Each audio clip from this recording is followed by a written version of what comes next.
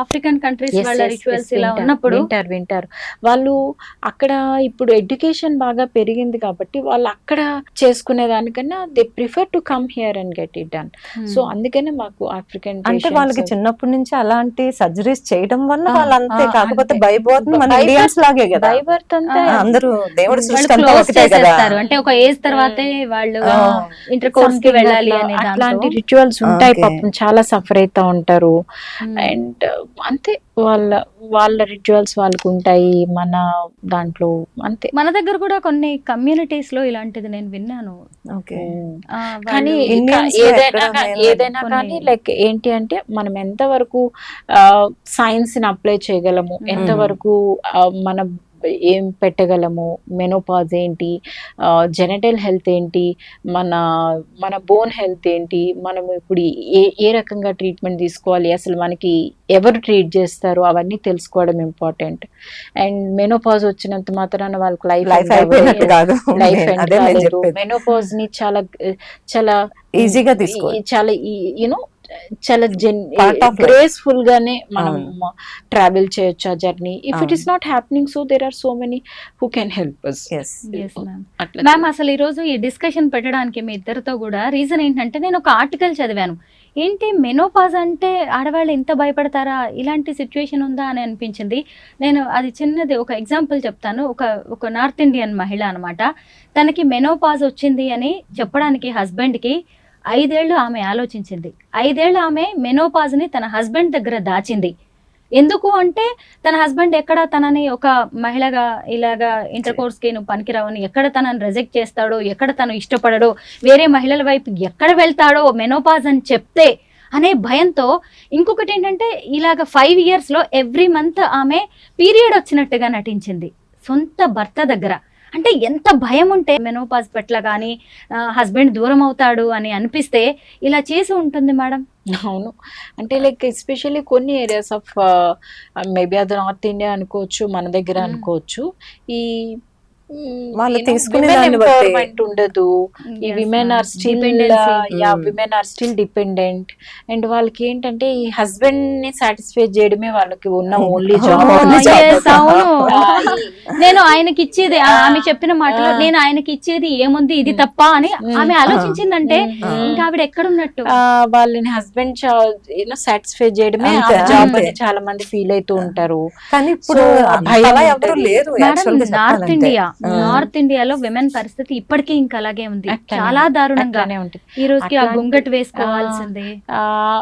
వాళ్ళ సిచ్యువేషన్స్ ని బట్టి మేబీ అట్లా చేసి ఉండొచ్చు. Developing. Developing in all ways అవును. And it develops. అది కూడా మనకి జెంట్స్ కూడా అర్థం చేసుకుని మనకు సపోర్ట్ గా కదా, నిలిస్తే అసలు, మనకి ఏ భయం ఉండదు. Ladies కి ఏ భయం మామూలుగానే ఉండదు. విమెన్ హెల్త్ అంటేనే పెద్దగా ఇంపార్టెన్స్ ఇవ్వరు.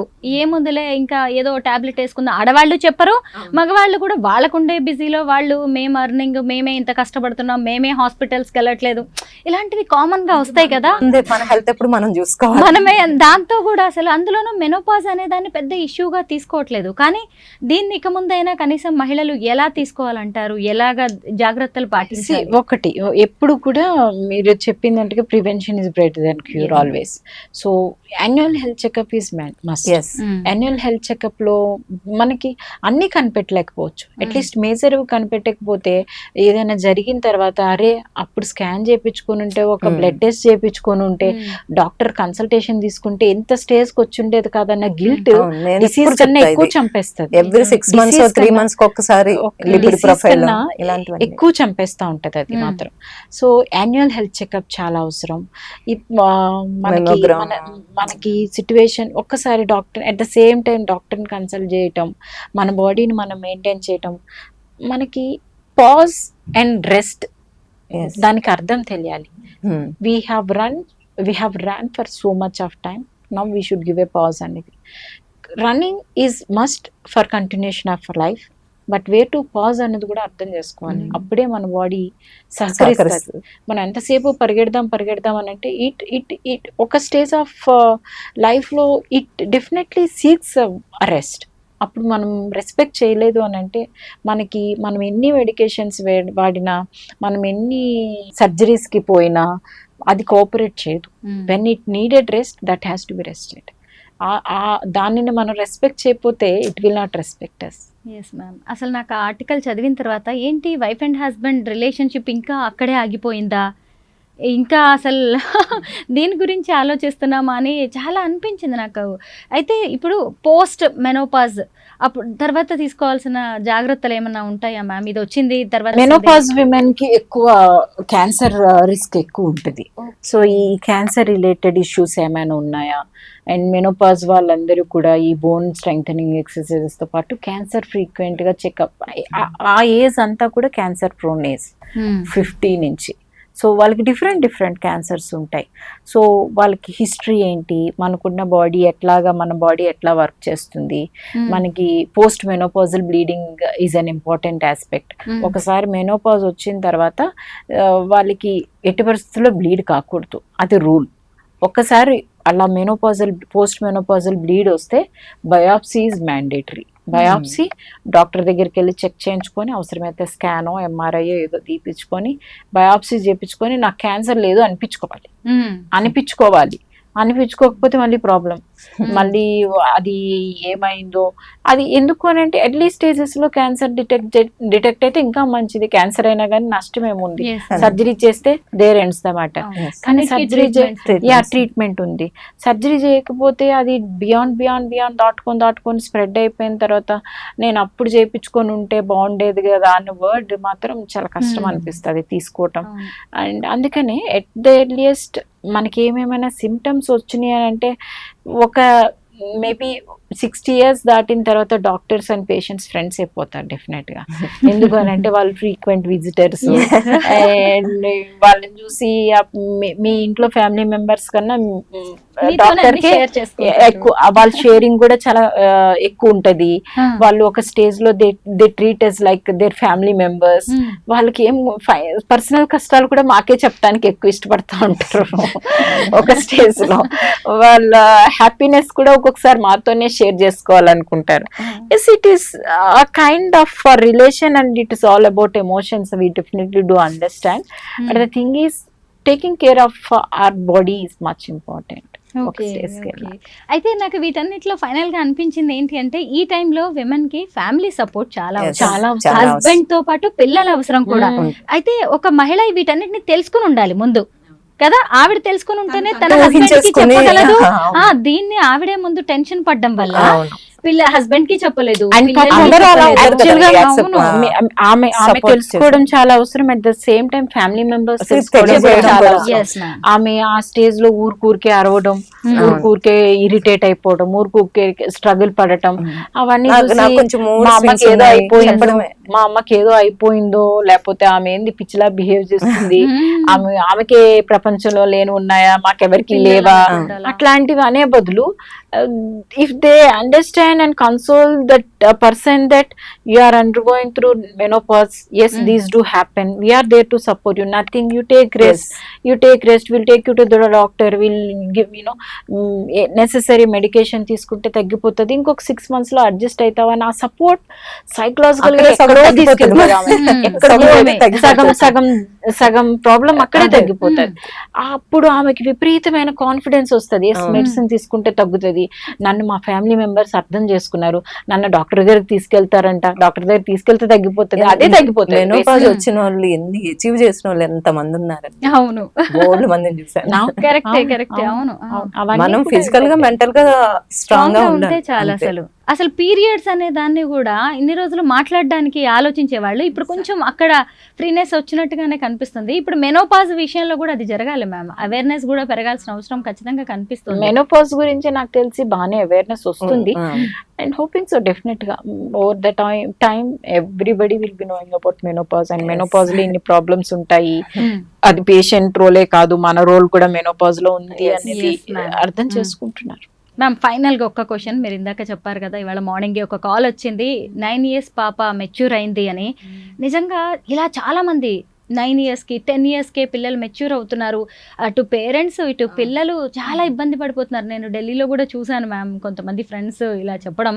అసలు దీన్ని ఎలా డీల్ చేయాలి? ఫుడ్ లో ప్రాబ్లమ్స్ ఉన్నాయంటారా? నో, ఫుడ్ చాలా ప్రాబ్లమ్స్ ఉన్నాయి. ఒకటి జెనెటికల్ గా ప్రీ డిటర్మైన్ అయిపోయింది ఫస్ట్ థింగ్. రెండు ఫుడ్ ఇంటేక్ కూడా మనం నేను అదే- తీసుకున్న ఫుడ్ అది Main నేను ఏమో అదే చెప్తున్నా, food ఏ intake. రకాల ఫుడ్స్ మనల్ని ఇన్ఫ్లుయెన్స్ చేస్తున్నాయో తెలీదు. అట్ ద సేమ్ టైం వాళ్ళకి సోషల్ మీడియా అవేర్నెస్ కూడా వచ్చి వాళ్ళ అవేర్నెస్ అవ్వడం కూడా కొంచెం Yes, ప్లస్ yes. పాయింటే. అవును. అండ్ కాకపోతే ఏంటంటే అది ఆడుకునే ఏజే నిజంగా. ఆడుకునే పిల్లలు ఆడుకోవాలి, కదా ma'am. ఆడుకునే పిల్లలు ఆడుకోవాలి. వాళ్ళు వచ్చి ఈ బ్లడ్ ఏంది, స్ట్రెయిన్ ఏంది, ఈ స్ట్రెయిన్ ఏంది, వాళ్ళ అంటే స్ట్రగుల్ ఇప్పుడు ఏంటి అని నా అనకూడదు. ఉద్దేశం అఫ్ కోర్స్ ప్రీవియస్ డేస్ లో 13-14 yes. 13-14 was a good time. Now that అప్పుడు కొన్ని రోజుల తర్వాత that slowly drop down to 12-11. ఇప్పుడు 9 is horrible age to listen at all. She was just 9. ఒక 2 days బ్యాక్ కూడా మా హాస్పిటల్లో ఫీవర్ కోసం అడ్మిట్ అయ్యి వెళ్ళింది. టుడే మార్నింగ్ నేను ఫీవర్ ఎట్లా ఉంది అని అడగటానికి ఫోన్ చేస్తే అసలు అన్ఫార్చునేట్లీ ఆ మెచ్యూర్ అయింది అని అంటే లైక్ పాపం వాళ్ళ పేరెంట్స్ షాక్ లో ఉన్నారు. Like Too early. అంతే అంతే టూ ఎర్లీ. అయితే ఈ మ్యామ్ ఈ ప్రీ మెచ్యూర్ ని ఆపడానికి కూడా కొన్ని ఉన్నాయి మెడికేషన్ ఇలాంటివి అయితే ఏం ఆరోగ్యంలో. లేదు. లేదా? మెడికేషన్ అంటే అయితే పిల్లల్లో మార్పులు గమనించగానే కొంత hormonal changes no, we cannot put them on hormones, but the thing is from the beginning maintaining them in a good health and giving Yeah. them a good nutrition is parents కొంచెం శ్రద్ధ తీసుకుని పిల్లల food విషయంలో all of food విషయంలో అంటే family కానీ cinema modelling రంగాలకు వచ్చినప్పుడు కూడా మ్యామ్ చిన్న పిల్లల్ని పెద్దవాళ్ళగా చూపించడానికి కూడా కొంత హార్మోనల్ ఇంజెక్షన్స్ లాంటివి చేయిస్తున్నారు. అది వాళ్ళ జీవితాల మీద ఎలాంటి ఎఫెక్ట్ చూపిస్తుంది? irrational గా బిహేవ్ చేస్తే ప్రకృతి విరుద్ధంగా వెళ్ళేది ఏదైనా దాని harmful. సైడ్ ఎఫెక్ట్స్ వాళ్ళు ఫేస్ చేస్తారు. ఖచ్చితంగా. అది చెప్పరు మనకి. వాళ్ళు ఎంతసేపు మా అమ్మాయి ఇంత బ్యూటిఫుల్ గా కనిపిస్తుంది అని చెప్తారు, కానీ వాళ్ళ అమ్మాయి ఏం సఫర్ అవుతుందో వాళ్ళు మాత్రమే Yes, తెలుస్తారు. కరెక్టే ma'am. It is not advisable to do those kind of activities, but we should always respect nature and God. Whatever God gives us, we should respect and accept. దానికి తగ్గట్టుగా మనం న్యాచురల్ చేయాలి. And traditional food ఇంట్లో హాయిగా వండుకుని తిని minimum work out, balance diet, అవును. చక్కటి స్లీప్, రెస్ట్, Yes, ఇవన్నీ కూడా ఇవి మనకి చాలు. yes, మనకు కౌంట్ అవుతాయి ఎవ్రీ హ్యూమన్ కి. ఫైనల్ గా ఏమనిపిస్తుంది అంటే పీరియడ్ అనేది కర్స్ కాదు, బ్లెస్సింగ్. ఈ 3-4 days బాధ భరిస్తే చాలు.